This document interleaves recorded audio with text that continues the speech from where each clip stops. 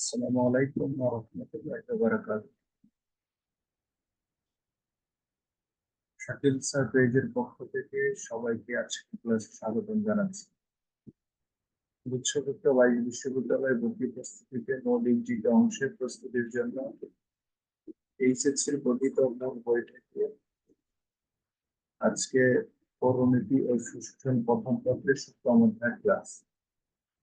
সপ্তম অধ্যায়ের বিষয়বস্তু হচ্ছে সরকার, যার ইংরেজি প্রতিশব্দ হচ্ছে গভর্নমেন্ট। সরকার হচ্ছে রাষ্ট্রের চারটি উপাদান, এর মধ্যে একটি অন্যতম উপাদান হচ্ছে সরকার। সরকার ব্যতীত একটি রাষ্ট্র কখনো পরিচালনা করা সম্ভব নয়। রাষ্ট্রের কর্মকাণ্ড মূলত সরকারের মাধ্যমে পরিচালিত হয়। সরকার হচ্ছে একটি বাস্তব রাজনৈতিক প্রতিষ্ঠান। সরকারকে রাষ্ট্রের মুখপাত্র বলা হয়ে থাকে। অধ্যাপক আর.জি. গেটের বলেছেন, সরকার হচ্ছে একটি রাষ্ট্রের যন্ত্র বা সংস্থা। তাহলে সরকার হচ্ছে একটি রাষ্ট্রের যন্ত্র বা সংস্থা, এই উক্তিটি হচ্ছে অধ্যাপক আর.জি. গেটেলের। সরকারের শ্রেণী বিভাগ। সরকার মূলত তিন প্রকার।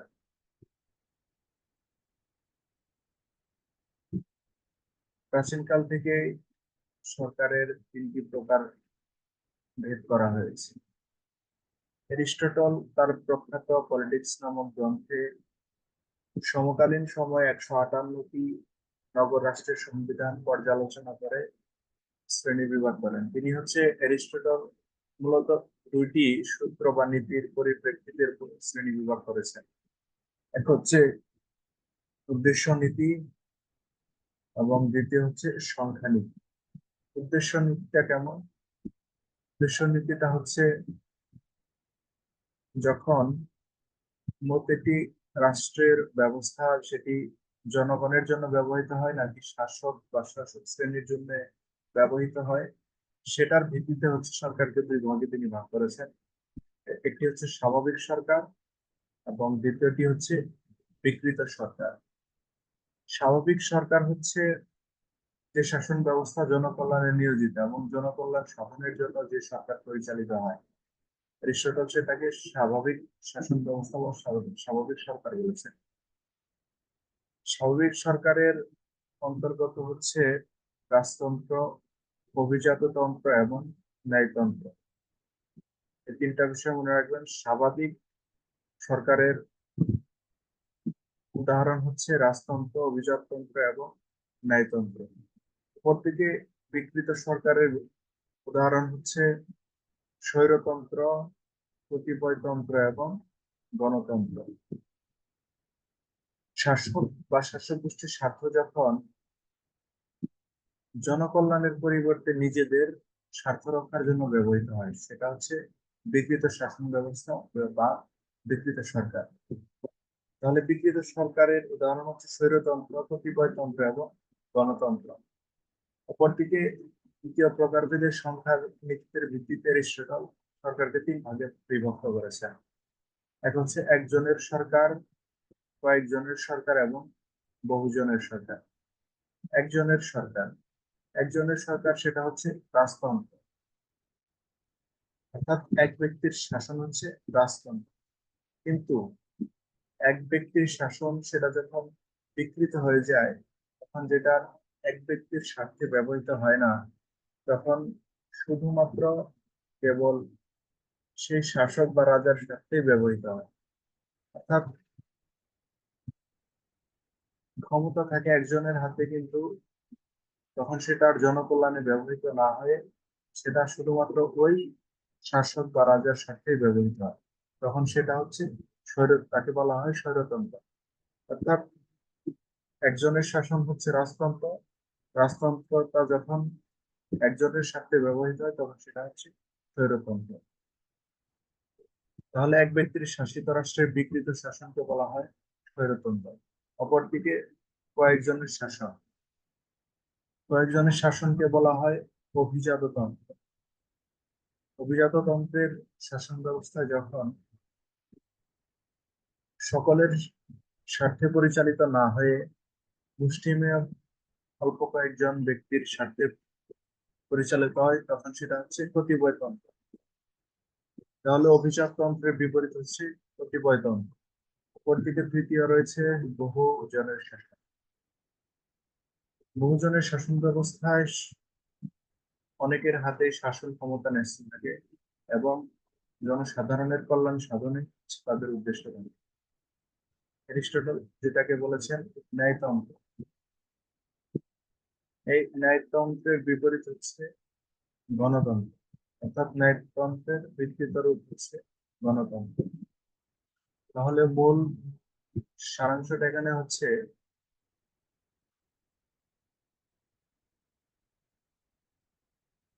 সরকারকে মূলত অ্যারিস্টটল দুইটি নীতিতে বিভক্ত করেছেন, উদ্দেশ্য নীতি এবং সংখ্যা নীতি। উদ্দেশ্য নীতি হচ্ছে তিনটি। এক হচ্ছে স্বাভাবিক সরকার, বিকৃত সরকার। উদ্দেশ্য নীতি দুটি দুটি হচ্ছে স্বাভাবিক সরকার এবং বিকৃতি সরকার।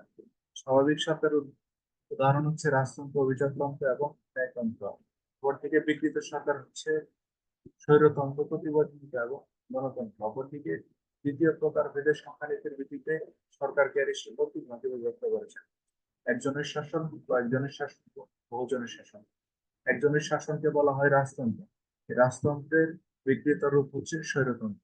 অপরদিকে কয়েকজনের শাসনকে বলা হয় অভিজাততন্ত্র এবং অভিজাততন্ত্রের বিকৃত রূপ হচ্ছে কতিপয়তন্ত্র।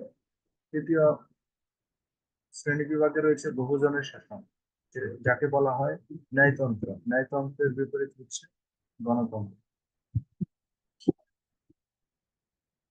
অপরদিকে ম্যারিয়ট, তিনি সরকারকে তিনটি ভিত্তিতে শ্রেণীবিভাগ করেছেন। এক হচ্ছে ক্ষমতার আঞ্চলিক বন্টনের বিচারে, সংবিধান সংশোধনী পদ্ধতির বিচারে এবং আইন বিভাগ এবং শাসন বিভাগের মধ্যে সম্পর্কের ভিত্তিতে। ক্ষমতার আঞ্চলিক বন্টনের ভিত্তিতে হচ্ছে দুই ভাগে বিভক্ত করা হয়েছে: এককেন্দ্রিক সরকার এবং যুক্তরাষ্ট্রীয় বা ফেডারেল সরকার। সংবিধান সংশোধন পদ্ধতির বিচারে হচ্ছে দুই ভাগ: এক হচ্ছে সুপরিবর্তনীয় এবং দুষ্পরিবর্তনীয়। আইন বিভাগ এবং শাসন বিভাগের মধ্যে সম্পর্কের ভিত্তিতে তিন ভাগে বিভক্ত করা হয়েছে: এক হচ্ছে স্বৈরতন্ত্র, সংসদীয় বা মন্ত্রী পরিষদ শাসিত এবং রাষ্ট্রপতি শাসিত। অপরদিকে স্টিফেন লিয়ন, তিনি হচ্ছে তিনটি নীতিতে সরকারকে বিভক্ত করেছেন। এক হচ্ছে সার্বভৌম ক্ষমতা ব্যবহারকারী সংস্থা নির্ধারণ, আইন বিভাগ ও শাসন বিভাগের মধ্যে সম্পর্কের প্রকৃতি, শাসন ক্ষমতা আঞ্চলিক বন্টন নীতি। তিনি প্রধানত সরকারকে দুই ভাগে বিভক্ত করেছেন: এক হচ্ছে গণতন্ত্র এবং স্বৈরতন্ত্র বা একনায়কতন্ত্র। গণতন্ত্রকে তিনি এবং কয়েকটি দুই ভাগে বিভক্ত করেছেন: প্রত্যক্ষ এবং পরোক্ষ। পরোক্ষ গণতন্ত্রকে আবার তিনি বিভক্ত করেছেন দুই ভাগে: নিয়মতান্ত্রিক রাজতন্ত্র এবং প্রজাতন্ত্র। ক্ষমতার বন্টনের বিচারে তিনি বিভক্ত করেছেন সরকারকে দুই ভাগে: এককেন্দ্রিক এবং যুক্তরাষ্ট্রীয়। আধুনিক সরকার ব্যবস্থায় সরকারকে হচ্ছে তিনটি শ্রেণীতে বিভক্ত করা হয়েছে: এক হচ্ছে স্বৈরতন্ত্র, একনায়কতন্ত্র এবং গণতন্ত্র। স্বৈরতন্ত্রে রয়েছে আবার বিভিন্ন রূপ, যেমন হচ্ছে রাজতন্ত্র, সামরিকতন্ত্র এবং অভিজাততন্ত্র। একনায়কতন্ত্রে রয়েছে তিনটি রূপ: ব্যক্তিগত, দলগত এবং শ্রেণীগত।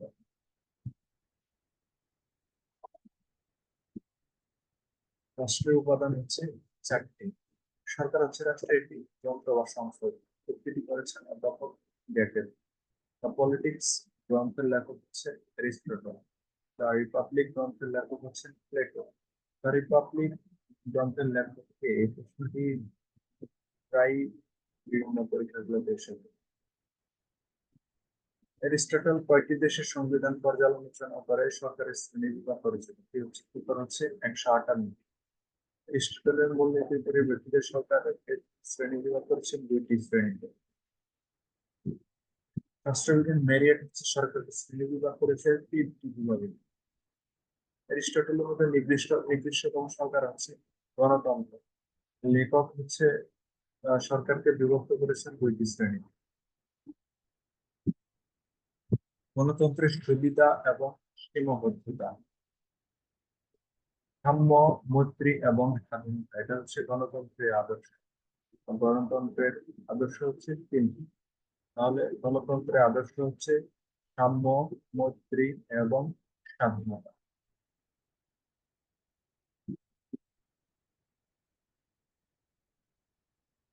প্রশ্ন আসতে পারে, শাসক ও শাসিতের স্বার্থের মধ্যে সামঞ্জস্য বিধান করে জনগণের সর্বাধিক মঙ্গল সাধন করা হচ্ছে সুশাসনের প্রধান চ্যালেঞ্জ। এটি হচ্ছে জেরেমি বেনথামের। গণতন্ত্রের উল্লেখযোগ্য গুণ হচ্ছে স্থায়িত্ব। সুশাসনের পূর্ব শর্ত হচ্ছে আইনের শাসন।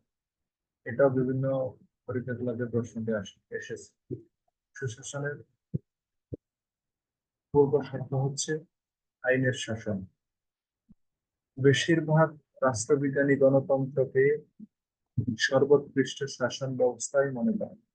বেশিরভাগ রাষ্ট্রবিজ্ঞানী আছে সর্বোৎকৃষ্ট শাসন ব্যবস্থা মনে করেন গণতন্ত্র। গণতন্ত্রকে আবার পুঁজিবাদীদের দুর্গ বলা হয়। গণতন্ত্রকে পুঁজিবাদীদের দুর্গ বলে অভিহিত করা হয়। গণতান্ত্রিক শাসনে বিপ্লবের সম্ভাবনা হচ্ছে একেবারে কম। গণতন্ত্র সরকারের স্বৈরাচারিতার সম্ভাবনা কমা। গণতান্ত্রিক সরকার ব্যবস্থায় স্বৈরাচারিতার সম্ভাবনা খুবই কম থাকে। জরুরি অবস্থাতে সিদ্ধান্ত গ্রহণে গণতান্ত্রিক ব্যবস্থা হচ্ছে অসুবিধাজনক, কারণ গণতান্ত্রিক ব্যবস্থা দুটি স্তরে বিভক্ত থাকে। কারণে এখানে জরুরি অবস্থায় সিদ্ধান্ত নিতে সমস্যা হয়। গণতন্ত্র হচ্ছে পুঁজিবাদের সহায়ক। এরপর হচ্ছে একনায়কতন্ত্রে।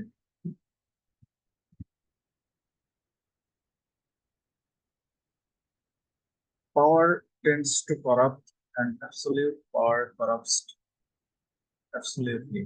এটি করেছেন লর্ড অ্যাক্টন। হিটলার হচ্ছে জার্মানির একনায়ক ছিলেন। ইতালিতে একনায়কতন্ত্র প্রতিষ্ঠা করেছিলেন বেনিটো মুসোলিনি। সর্বাত্মকবাদের প্রশ্রয় দেওয়া হয় একনায়কতন্ত্র। গণতন্ত্র ও একনায়কতন্ত্র আপনাদের অবগতির জন্য এখানে জানানো হচ্ছে যে আমরা হচ্ছে প্রত্যেকটি ক্লাসের পূর্বে প্রত্যেকটি অধ্যায় আমরা আমাদের শিক্ষক ভালোভাবে প্রথম থেকে শেষ পর্যন্ত পড়া।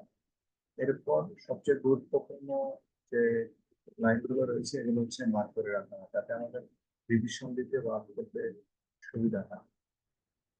গণতন্ত্র হচ্ছে জনগণের শাসন, অপরদিকে একনায়কতন্ত্র হচ্ছে একজন ব্যক্তি বা একটি দলের শাসন। গণতন্ত্র হচ্ছে ব্যক্তির স্বাধীনতার অনুপন্থী, অপরদিকে একনায়কতন্ত্র হচ্ছে ব্যক্তির স্বাধীনতার পরিপন্থী। অর্থাৎ গণতন্ত্রে ব্যক্তির স্বাধীনতার অবকাশ থাকে, কিন্তু একনায়কতন্ত্রে ব্যক্তির স্বাধীনতার কোনো সুযোগ থাকে না। বেনিতো মুসোলিনি বলেছেন যে স্ত্রীলোকের নিকট মাতৃত্ব যেমন কাম্য, পুরুষের নিকট যুদ্ধ তেমন কাম্য। এটি করেছেন তাহলে বেনিতো মুসোলিনি। প্রশ্ন আসতে পারে, জরুরি অবস্থার ক্ষেত্রে শাসন ব্যবস্থা অনুপযোগী। এটা হচ্ছে গণতন্ত্র। গণতন্ত্র হচ্ছে জরুরি শাসন ব্যবস্থার ক্ষেত্রে অনুপযোগী, অপরদিকে জরুরি শাসন ব্যবস্থার জন্য উপযোগী হচ্ছে একনায়কতন্ত্র।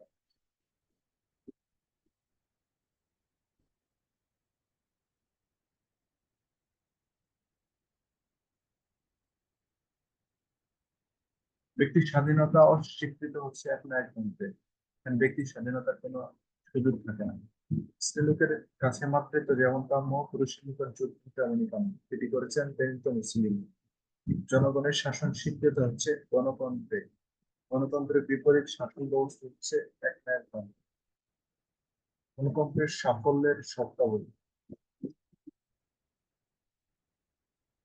সকল ধরনের সরকারের মধ্যে গণতন্ত্র হচ্ছে সবচেয়ে কঠিন, যেটি করেছেন হচ্ছে হেনরি মেইন। জন স্টুয়ার্ট মিল গণতন্ত্রের সাফল্যের জন্য তিনটি শর্ত উল্লেখ করেছেন। প্রশ্ন আসতে পারে, আহ গণতন্ত্রের সাফল্যের জন্য তিনটি শর্তের উল্লেখ করেছেন কে? উত্তর হচ্ছে জন স্টুয়ার্ট মিল।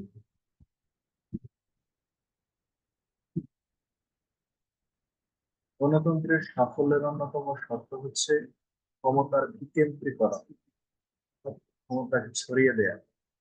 একজনের হাতে বা একজন দলের ব্যক্তিগত দলের কাছে ক্ষমতাকে কেন্দ্রীভূত না করা। সর্বাপেক্ষা জনপ্রিয় শাসন ব্যবস্থা রয়েছে, যেটা আমরা দেখলাম গণতন্ত্র। সকল ধরনের সরকারের মধ্যে গণতন্ত্র সবচেয়ে কঠিন, উক্তিটি করেছেন হেনরি মেইন। জন স্টুয়ার্ট মিল গণতন্ত্রের সাফল্যের জন্য তিনটি শর্তের কথা উল্লেখ করেছেন এবং গণতন্ত্রের জন্য সবচেয়ে বেশি প্রয়োজন হচ্ছে ক্ষমতার বিকেন্দ্রীকরণ। আধুনিক কল্যাণমূলক রাষ্ট্র ব্যবস্থার মূল চালিকা শক্তি হচ্ছে গণতন্ত্র। প্রশ্ন আসতে পারে, আধুনিক কল্যাণমূলক রাষ্ট্র ব্যবস্থার মূল চালিকা শক্তি কি? উত্তর হচ্ছে গণতন্ত্র। জনমত প্রকাশের প্রধান বাহন হচ্ছে গণমাধ্যম। গণতান্ত্রিক শাসন ব্যবস্থাকে জনগণের শাসন বলা হয়। তাহলে জনগণের শাসন বলা হয় গণতান্ত্রিক শাসন ব্যবস্থাকে, এবং গণতন্ত্রকে বলা হয় আদর্শ শাসন ব্যবস্থা। সংখ্যাগরিষ্ঠের শাসন প্রতিষ্ঠিত হয় কোন ধরনের সরকার ব্যবস্থায়? এটা হচ্ছে গণতন্ত্র। জনমত প্রকাশের বাহন হচ্ছে গণমাধ্যম। আধুনিক কল্যাণমূলক রাষ্ট্র ব্যবস্থার মূল চালিকা শক্তি হচ্ছে গণতন্ত্র। জনগণ সরাসরি রাজনৈতিক কর্মকাণ্ডে অংশগ্রহণ করে তৈরি হচ্ছে সরকার ব্যবস্থা, হচ্ছে গণতান্ত্রিক সরকার ব্যবস্থা।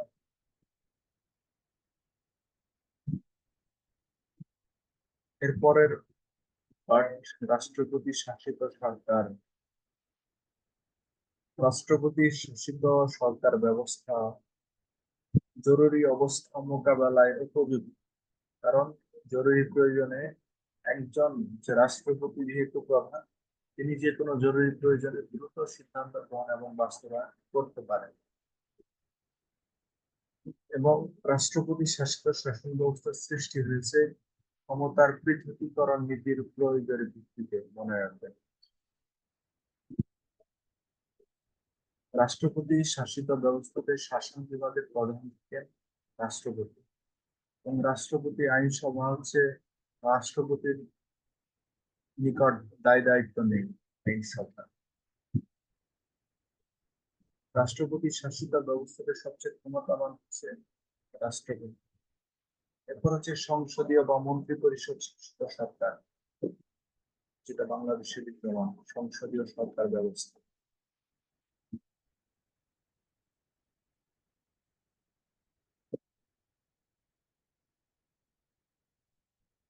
সংসদীয় সরকার ব্যবস্থায় সকল ক্ষমতা তত্ত্বগত ভাবে একজন রাষ্ট্রপতির উপরে ন্যস্ত থাকে, কিন্তু প্রকৃত ক্ষমতা থাকে মন্ত্রী পরিষদের উপর।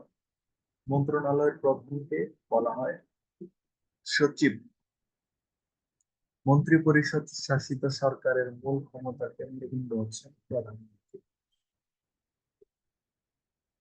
এবং মন্ত্রী পরিষদ শাসিত ব্যবস্থাতে দেখা যায় না ক্ষমতার মন্ত্রী করা। রাষ্ট্রপতি শাসিত সরকার ব্যবস্থা এবং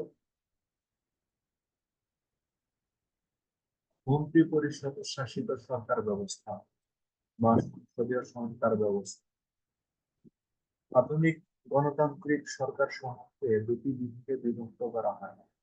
এক হচ্ছে রাষ্ট্রপতি শাসিত সরকার ব্যবস্থা, এবং দ্বিতীয়টি হচ্ছে সংসদীয় সরকার ব্যবস্থা বা যাকে মন্ত্রী পরিষদ শাসিত সরকার ব্যবস্থা বলা হয়। সংসদীয় সরকার ব্যবস্থায় নিয়মতান্ত্রিক বা নাম সর্বস্ব শাসক বা প্রকৃত শাসক এ ধরনের দু ধরনের শাসক দেখা যায়।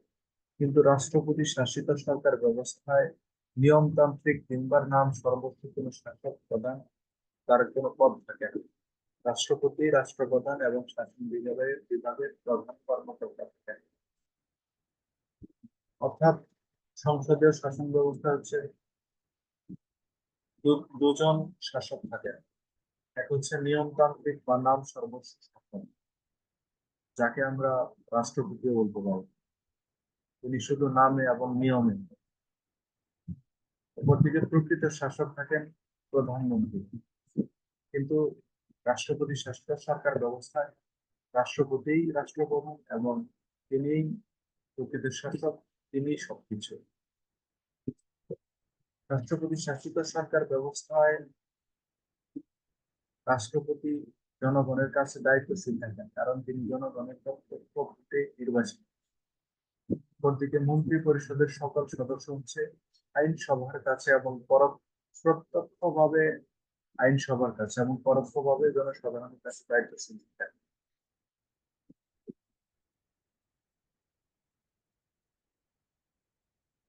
সংসদীয় সরকার ব্যবস্থা হচ্ছে খুবই নমনীয়, এর সংবিধানও খুবই নমনীয়। সংসদীয় সরকার ব্যবস্থায় আইনসভা হচ্ছে সার্বভৌম ক্ষমতার অধিকারী।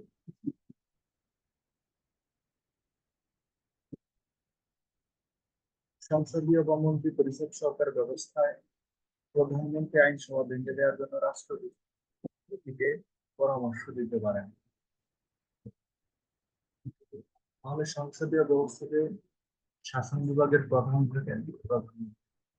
জরুরি অবস্থায় উপযোগী হচ্ছে রাষ্ট্রপতি শাসিত সরকার ব্যবস্থা। আইনসভা ভেঙে দেওয়ার জন্য রাষ্ট্রপতিকে পরামর্শ দিতে পারেন প্রধান। ক্ষমতার স্বতন্ত্রীকরণ নীতির ভিত্তিতে গণতান্ত্রিক সরকারকে দুই ভাগে বিভক্ত করা হয়েছে। হচ্ছে এক কেন্দ্রিক সরকার ব্যবস্থা। এক কেন্দ্রিক সরকার ব্যবস্থা হচ্ছে ছোট ছোট রাষ্ট্রের জন্য উপযোগী।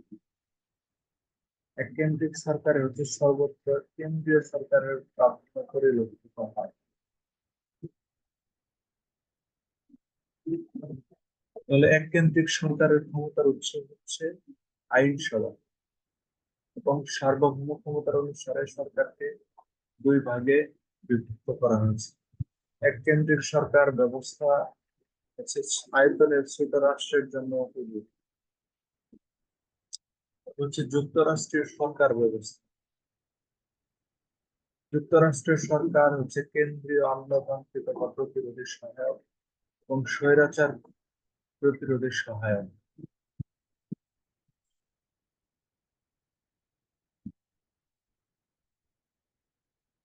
যুক্তরাষ্ট্রের সরকার ব্যবস্থা কয়েকটি নেতিবাচক দিক হচ্ছে এর সরকার ব্যবস্থা খুবই দুর্বল এবং সমন্বয় সাধন করা খুবই দুঃসাধ্য। সংবিধান জটিল, খুবই ব্যয়বহুল পরিচালনা, সংকীর্ণতাবাদী আন্দোলন, দীর্ঘসূত্রতা, বিচ্ছিন্নবাদের আশঙ্কা।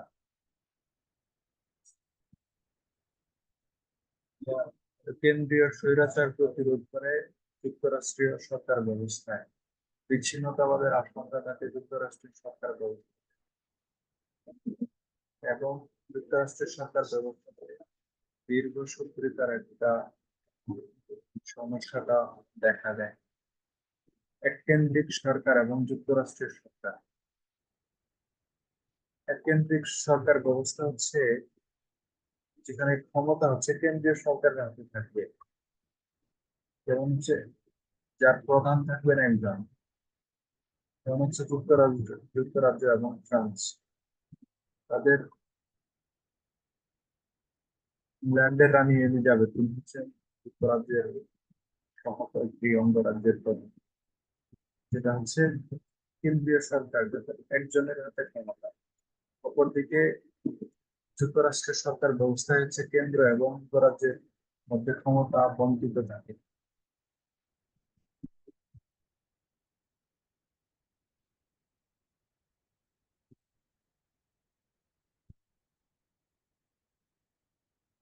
যুক্তরাষ্ট্রের সরকার ব্যবস্থায় সংবিধানের কাছে কেন্দ্রীয় এবং অঙ্গরাজ্যের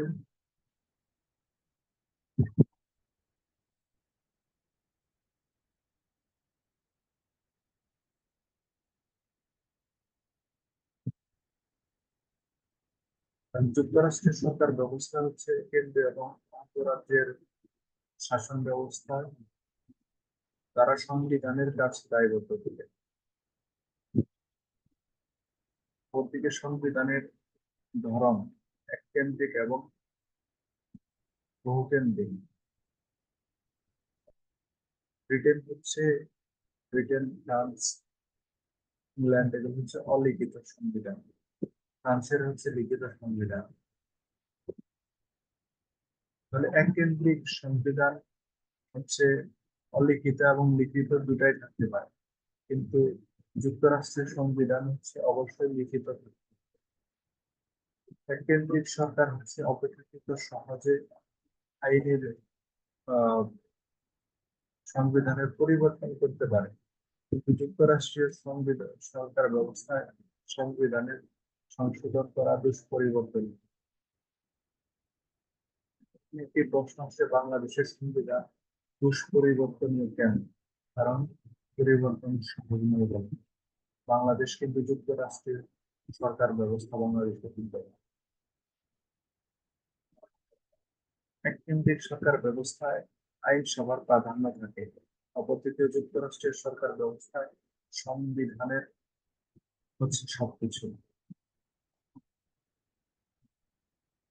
বলা হয়ে থাকে বাংলাদেশের সর্বোচ্চ আইন কিন্তু এটা হচ্ছে সংবিধান, কারণ বাংলাদেশের যুক্তরাষ্ট্রের সরকার ব্যবস্থা বিদ্যমান এবং যুক্তরাষ্ট্রের সরকার ব্যবস্থার সংবিধান হচ্ছে সবকিছুর ঊর্ধ্বে। এককেন্দ্রিক সরকার ব্যবস্থা বিদ্যমান হচ্ছে যুক্তরাজ্যে। সংবিধান সংশোধন সহজ হচ্ছে এককেন্দ্রিক সরকার ব্যবস্থা। যুক্তরাষ্ট্রের সরকার ব্যবস্থায় মূল ক্ষমতা থাকে কেন্দ্রের কাছে এবং তা ছড়িয়ে দেওয়া হয় রাজ্যে।